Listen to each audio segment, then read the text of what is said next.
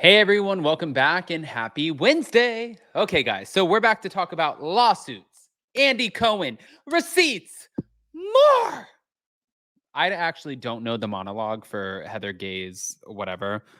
Um, you guys know how I feel about this because you just saw my last video. But before we jump into the Kyle Richards, Andy Cohen, Erika Jayne, and also the lawsuit against Bravo, all I have is this to ask.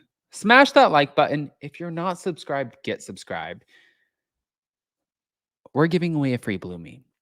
Wait until the end of this video, and I'm going to explain exactly how. And it's free, so you don't want to miss it. Here we go. Let's, what do I always say? I'm just kidding. I was buying myself time. Let's jump right in.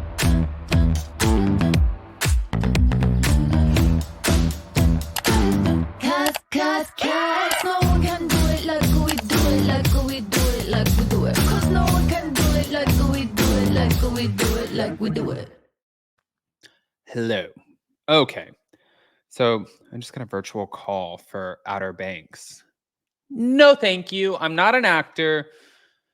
And you don't want me on Outer Banks. I'd be like, John B., are you okay? Sarah, don't go. I would be the worst, literally. Not me. Okay, so back to it. We're going to discuss a few things right now. Before we get into the majority of the things that we're about to discuss, I wanted to share with you an Instagram post, not about Heather Gay and her black eye, just bringing up things, but here it is. I'm trying to keep up. There's a lot. So, TVDs ended up sharing this. Bravo and Shed Media are asking the court to dismiss a lawsuit filed by Marco Vega accusing Brandi Glanville and Phaedra Parks of sexual harassment. This is a report according to Radar Online. Now, John Paparazzo, showrunner and one of the EPs of the season, denied the claims in court. I was present and observed the cast for the entirety of the burlesque show event and dinner show that evening, including the portion of the evening when Marco danced with various cast members. Based on my observations that evening, he seemed to be having a good time, laughing and participating during the event. I did not see anyone touch him on his genitals or any other private area, nor did anyone ever report such conduct to me or to my knowledge. Anyone else associated with the show? Um, Marco was never terminated from his employment, disciplined, demoted, or suspended. There was never an adverse action taken against him on the basis of his sex and or gender or for any other reason. He was never deprived of compensation, terms, conditions, or privileges of his employment. uh, and was paid in full for his services. So Marco voluntarily returned to work as scheduled the day after the burlesque scene was shot.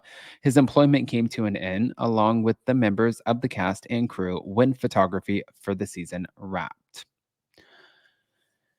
Cue Marco Antonio Vega. Send me anonymous messages. Which housewife did you connect with the least? He said, other than being forcibly stripped, I didn't really connect with any of the ladies. Maybe Dorinda and Jill, I was able to find moments to connect with, share words, maybe Tamara the least, but I was just a fly on the wall most of the time. I'm not victim shaming because we talked about this on Hot Messy yesterday where people were like, Adam, you're victim shaming. I'm not. Um,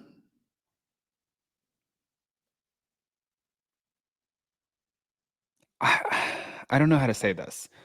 I feel like for this specific situation, the way that he's even wording his message right here, he's like gearing up for a lawsuit. I just don't believe him. I'm not victim shaming. I just feel like this is a money grab opportunity. Can you imagine the uproar if you ripped off Brandy's blouse on national TV? You were not the stripper, you were the butler. And he said 100%. So when Ultimate Girls Trip aired, Marco was asked a question on his Instagram. The question is, "You played it super cool, but I would not be okay with someone ripping my shirt off on national television." Marco's answer was, "I was not. I'm not okay with it. Check the footage. In that exact moment, I was not happy." This is Marco Vega. I feel like we're trying to grab a little bit of money.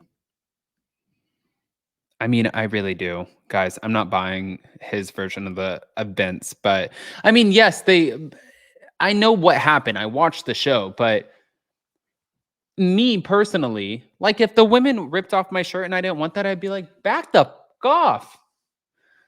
So also, on top of this, Andy Cohen is addressing Erika wanting him to eviscerate Kyle at the Real Housewives of Beverly Hills reunion.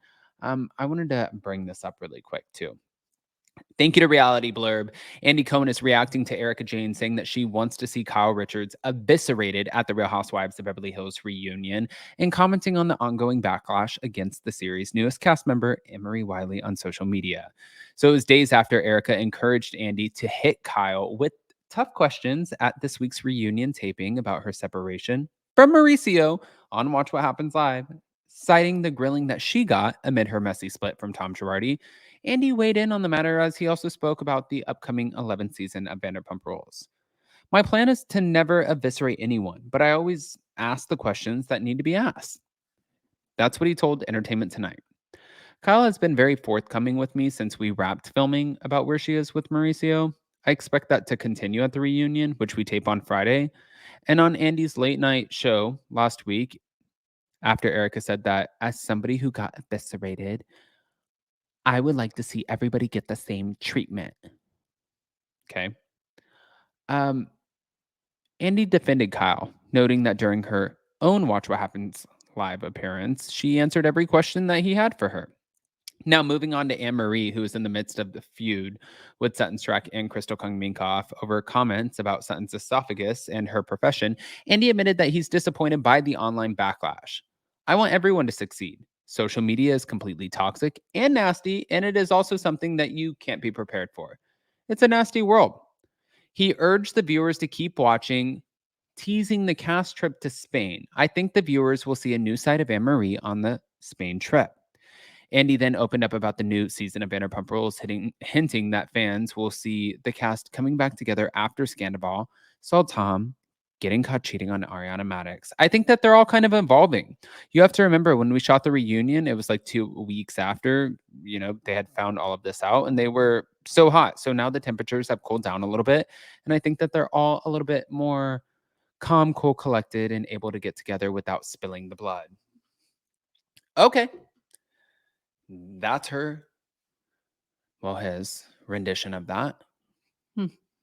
And for Erika, I just feel like I just want to take my blue mean and say, shut up, Erika.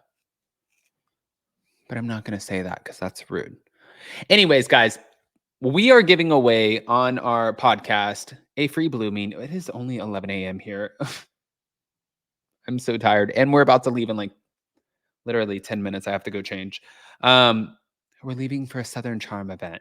But we are giving away a free blue mean on our podcast. So all you have to do in order to enter to win is go to anywhere you get your podcasts, like this right here that I'm screen sharing with you, and click on Up and Adam. Okay. Scroll down, leave 5 stars, and let us know what you think. Do you think Marco Vega is telling the truth about this? Do you believe him or do you think it's a money grab? And also, do you agree, if you don't want to answer that question and you didn't watch Ultimate Girls Trip, do you agree with Erika Jayne and think that Kyle Richards should be eviscerated? Easy questions. Smash that like button, show some love, get subscribed, and we'll see you next time. Love you. Bye.